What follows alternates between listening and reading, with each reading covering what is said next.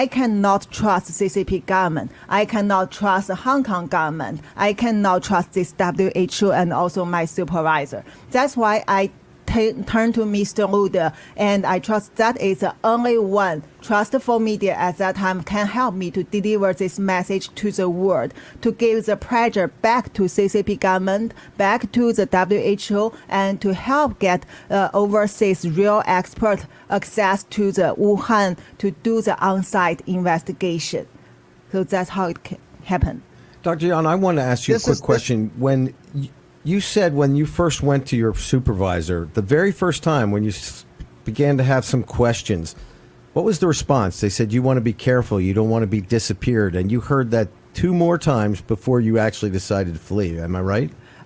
Yeah, the very early time is the first time from 31 December 2019 to 3rd January. For those days, I keep contact with my friend and with those people who work really on these things on the first line. And also, not only this, I have the evidence that when I turn back to Prof. Liu Peng, he also get direct contact to those people who had the first-hand information. And that's why since 3rd January, he asked me to suspend this kind of investigation because he said he directly contact and get more information from China CDC, those people. And also he said he need to protect these people because this is something already we call red line now. And he cannot let me know what really happened. And also at that time is the day Dr. Li Wenliang and the other people get punished. That's why there is an interval between 3rd January to my second assignment until 16th January. Oh, because they punished the doctors in Wuhan. Yeah, and then Prof. Liu Peng can directly get access to the first-hand information. So that's also why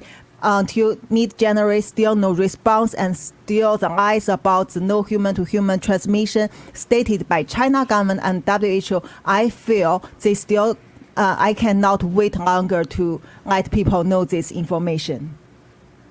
Jack, Steve, here's the key point. No, Jack, hang on. From late December, when Taiwan CDC informed the WHO there was human-to-human transmission, what Dr. Yan's saying, her coordinating with Beijing CDC to understand there was community spread and human-to-human transmission. In addition, by mid-January, to know that this was man-modified.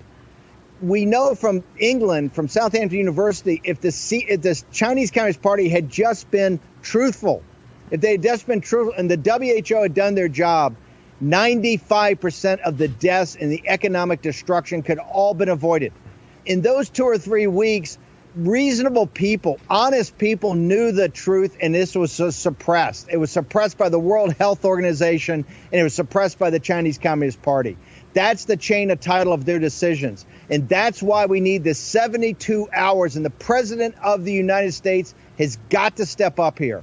He's got to demand now that we see this. Look at what happened today in the American economy. Look at 1,000 people a day still dying here. This is a complete outrage. We now know from Dr. Yan that the Beijing CDC knew about this. They knew about community spread. They knew about human-to-human transmission.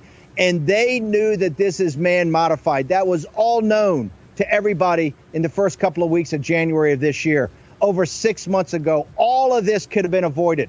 The problem is right there. We have to demand they're fully open, that a consortium of people, not the WHO, but the top virologists and epidemiologists have to get into Wuhan. They have to get into China. They have to find out every deal about this. This is a total and complete outrage that the United States of America is sitting back on its heels and allowing this to happen. It's now our responsibility. It's our responsibility to step up for every citizen and to step up for every citizen of China and the rest of the world to demand answers and to break the Chinese Communist Party if they don't give them.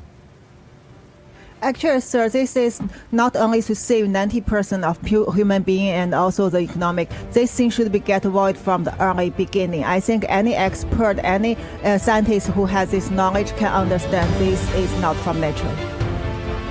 We are coming back in just a minute. This is a packed session here. Dr. Yan going to come back with some more bombs in 1 minute.